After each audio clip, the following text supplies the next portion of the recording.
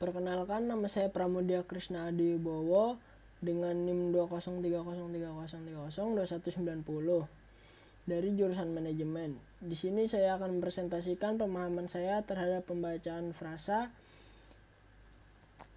dari mata kuliah Bahasa Indonesia. Frasa adalah kelompok kata yang terdiri atas unsur inti dan unsur keterangan yang tidak melampaui batas fungsi sintaksis. Artinya, frasa tidak dapat menduduki dua fungsi yang berbeda dalam kalimat sekaligus. Misalnya, satu frasa menduduki fungsi subjek dan predikat. Jika suatu kelompok kata menduduki dua fungsi yang berbeda, berarti telah melampaui batas fungsi. Kelompok kata itu disebut kalimat, bukan frasa. Lazimnya, frasa terdiri atas dua kata atau lebih yang salah satu unsurnya berupa unsur utama, sedangkan unsur yang lainnya berupa unsur keterangan. Unsur utama merupakan unsur inti, sedangkan unsur keterangan merupakan unsur tambahan. Unsur tambahan lazim pula disebut atribut atau pewatas. Unsur inti merupakan unsur yang diterangkan, sedangkan unsur tambahan merupakan unsur yang menerangkan. A. Frasa endosentris. Frasa endosentris adalah frasa yang unsur-unsurnya mempunyai distribusi atau posisi atau letak yang sama dengan unsur lainnya di dalam frasa itu. Frasa endosentris dapat dibedakan menjadi dua, yaitu frasa endosentris koordinatif dan frasa endosentris subordinatif. Frasa endosentris koordinatif ialah frasa yang unsur-unsurnya mempunyai kedudukan setara sehingga di antara unsur itu dapat saling menggantikan dan dapat disisipkan kata dan kata atau. Sementara itu, frasa endosentris subordinatif ialah frasa yang unsur-unsurnya tidak mempunyai kedudukan yang setara sehingga di antara unsur-unsur itu tidak dapat saling menggantikan dan tidak dapat disisipkan kata dan atau kata atau. B. Frasa eksosentris. Frasa eksosentris adalah frasa yang di lingkungan distribusinya tidak sama dengan salah satu unsurnya, sehingga salah satu unsurnya itu tidak ada yang dapat menggantikan fungsi frasa tersebut. C. Wujud frasa. Frasa dalam bahasa Indonesia dibedakan atas 1. Frasa verbal, 2. Frasa nominal, 3. Frasa adjektifal, 4. Frasa numeral, dan 5. Frasa preposisional. Frasa verbal ialah frasa yang berintikan verba atau kata kerja.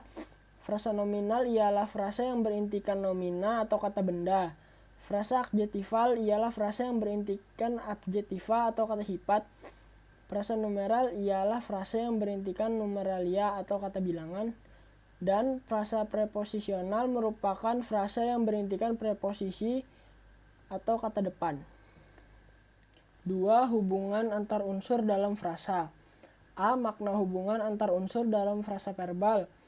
Hubungan antar unsur dalam frasa verbal dapat mengungkapkan makna 1. Penjumlahan atau kumulatif, 2. Pemilihan atau alternatif, 3. Pengingkaran atau negasi, 4. Aspek, 5. Keseringan, 6. Keinginan, 7. Keharusan, 8. Kesanggupan, 9. Kepastian, 10. Kemungkinan atau 11. Tingkat.